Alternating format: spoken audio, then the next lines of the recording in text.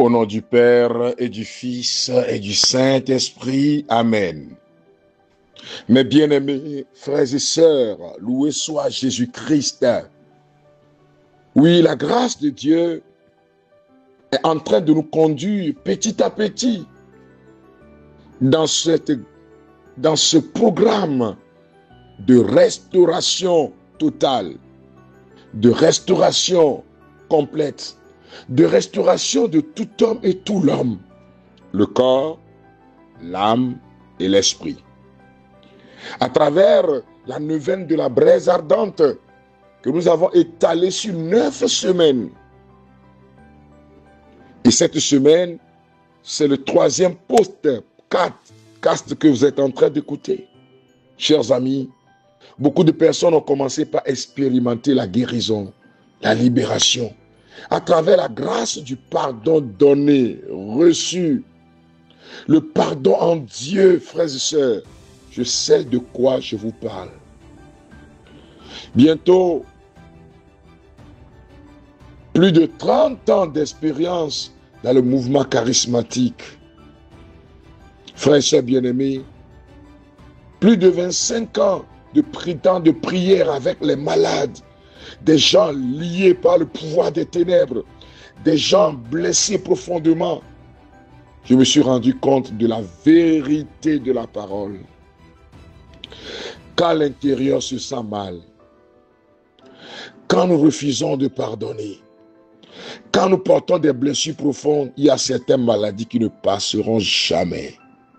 Chers amis, chers frères, en ce premier jour du temps de carême, en ce mercredi des cendres, le Seigneur passe par ma pauvre personne pour te dire, il est important pour toi, chrétien, de te demander, mais pourquoi Jésus, jusque sur le bois de la croix, va pardonner? C'est un chemin de guérison. C'est un chemin de restauration. Je vous en supplie. C'est un chemin de libération. C'est un chemin de bénédiction matérielle inouïe. C'est un chemin qui ouvre des portes de miracle dans la vie des gens. Celui qui pardonne demande la grâce au Seigneur. Cette personne fait l'expérience de la libération de l'autre, de la libération personnelle, mais aussi de la grâce de la conversion. Les critiques, les accusations n'ont jamais aidé l'offenseur à changer. Un monsieur et sa femme étaient invités chez des amis. Je suis en train de lire cela dans le livret neuvain de la braise ardente. Mais le monsieur a choisi le même moment pour donner rendez-vous à une fille chez lui à la maison. Il s'est dit, c'est le bon moment. Madame ne sera pas, sera avec les amis. Il fit le faux malade. Sa femme partit seule à l'invitation. Elle décida de ne pas rester longtemps puisque son mari était souffrant, supposé souffrir, supposé malade. Quand elle partait, ses hôtes, ceux qui l'ont invité, ont décidé de venir saluer leur ami malade.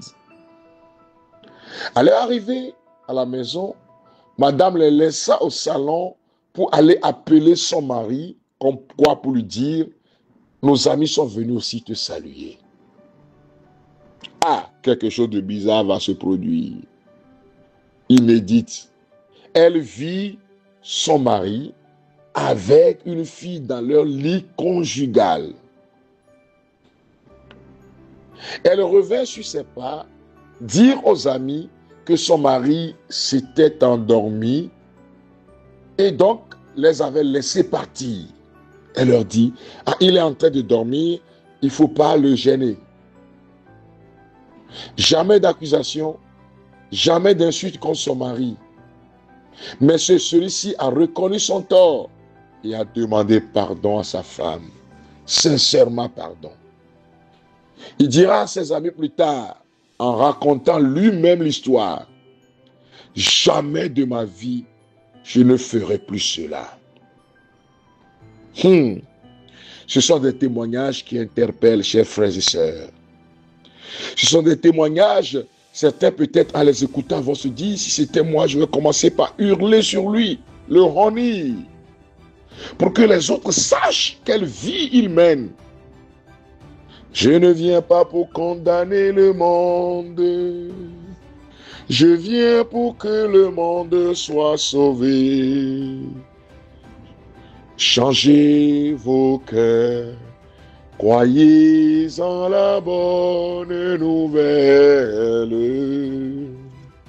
Changez de vie, croyez que Dieu vous aime. Tu es en train d'écouter ce message et peut-être tu es choqué. Madame, si c'était toi, qu'est-ce que tu allais faire? Mais après avoir crié, et quand tout le monde sera au courant, la honte viendra sur qui? Et son acte, l'acte que cette femme a posé, a poussé finalement son mari à une véritable conversion. C'est lui plutôt qui demandera pardon. Ce n'est pas facile, je l'avoue.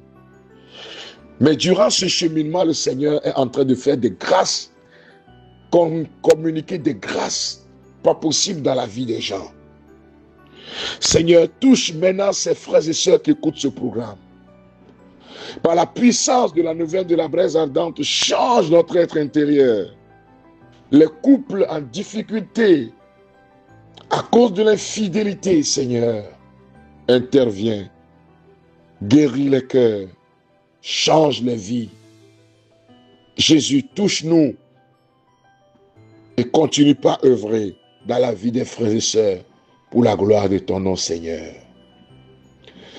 Un autre témoignage qu'une sœur m'a envoyé de l'expérience de la neuvaine de la braise ardente. Écoutons ce témoignage, chers frères. Bonjour, frère Frédéric Sabat. Je vous espère en forme. Oui, je suis en forme par la grâce de Dieu. Que Dieu protège votre vie et celle de votre famille. J'ai gardé ce témoignage depuis longtemps. Mais aujourd'hui, je viens témoigner. En 2018, j'étais venu vous voir à votre bureau car j'étais à la quête d'un emploi et d'un foyer. Et je vous racontais par la suite comment mon papa m'avait abandonné, ainsi que ma maman et mes frères et sœurs. Il y a une haine immense que je nourrissais pour lui, mon papa, à cause de cet abandon, lui particulièrement. Vous m'aviez écouté et vous m'aviez dit de lui pardonner. Je vous ai opposé un refus catégorique. Si vous vous souvenez, je vous ai dit ça jamais. Vous m'avez dit c'est le chemin de la bénédiction. En janvier 2021, je gagne un travail et je suis tombé enceinte. Je cache tout cela à mon papa et je quitte la maison familiale à cause de cette haine qui me rongeait. J'accouche donc et 3 jours après, je perds le bébé. Mon bébé meurt. Frère Frédéric, c'est en ce moment de deuil et de tristesse qu'une voix intérieure m'a rappelé ce que vous m'aviez dit en 2018, de pardonner à mon papa. J'ai pris votre livret intitulé « La neuvaine des 7 jours avec les larmes de sang de la Vierge Marie » et j'ai fait timidement le pas en appelant mon papa. Je lui ai parlé pour la première fois. Je vous ai aussi écrit sur Facebook que j'ai perdu mon enfant et vous m'aviez répondu. Au nom de Jésus-Christ, que 2 enfants soient replacés dans votre ventre. Vous avez prophétisé sur ma vie. J'ai repris aussi la neuvaine de la braise ardente. Frère, cela n'a pas duré. En 2022, je retombe enceinte et le miracle que vous aviez prophétisé s'est accompli. À l'échographie, on m'annonce une grossesse gémellaire. Dieu est merveilleux. Le livre de la nouvelle de la braise ardente est sorti l'année là. J'ai couru pour me l'approprier car j'ai dit que c'était pas fortuit. Et j'ai commencé la neuvaine. Dans la même semaine, j'ai organisé une rencontre avec mon père. J'ai convaincu mes frères et sœurs et ma maman pour qu'on demande pardon à ce dernier pour nos torts envers lui. Ce qui fut fait, et je lui ai annoncé ma grossesse aussi. J'ai expérimenté une paix, une joie indescriptible. J'ai accouché prématurément et pendant un mois d'hospitalisation, quand mes jumeaux étaient en couveuse, c'est mon papa qui m'a le plus rendu visite. Aujourd'hui, ces enfants sont en train de grandir.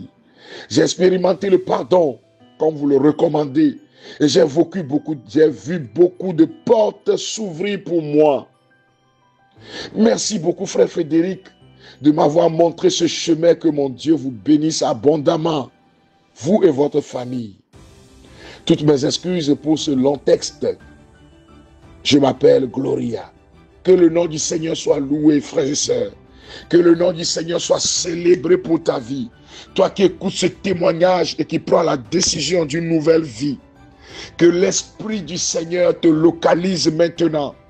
Que la grâce du Seigneur te localise. Je vous convie, je vous encourage à prendre le livret Neuvaine de la braise ardente pour prier.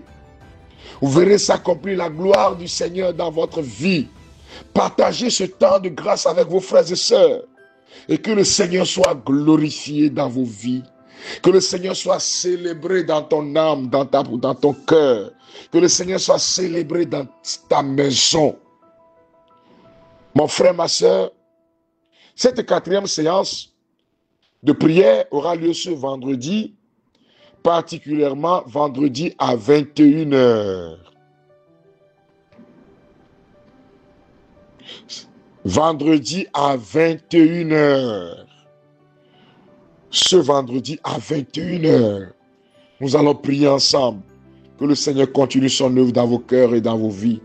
À lui honneur et gloire, louange éternellement, maintenant et pour les siècles sans fin. Amen. Au nom du Père et du Fils et du Saint-Esprit. Amen.